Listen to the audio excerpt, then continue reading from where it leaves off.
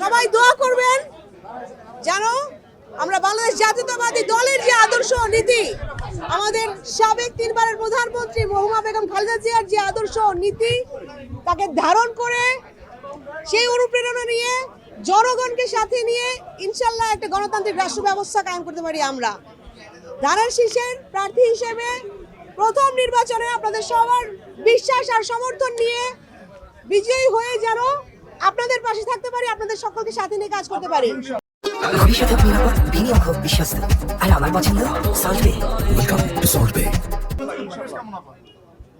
আমার ঢাকা 14 আসনে এখনো পর্যন্ত সুন্দর প্রতিযোগিতা চলছে এবং আমরা এখনো কিন্তু রাজনৈতিক প্রেক্ষাপটে মাঠে প্রতিহিংসার বাইরে যে রাজনীতি, সেই রাজনীতির চর্চাই করে যাচ্ছি এবং আমরা চাই এই পরিবর্তনটা এখন রাজনীতিতে আসুক এবং অপরাজনীতি বা প্রতিহিংসার রাজনীতির শিকার হয়ে 15 বছর যারা জানে যে তার জন্য মানুষকে কতটা ত্যাগ করতে হয়, কতগুলো আত্মত্যাগ, কতগুলো হত্যাযজ্ঞ আমাদেরকে দেখতে হয়েছে, তো সেই অপরাজনীতি, সেই কালচার আমরা আর চাই না এবং আমরা চাই প্রত্যেকটা নাগরিক, এলাকার প্রত্যেকটা নাগরিক যেন সুরক্ষিত থাকে, নিরাপদে থাকে।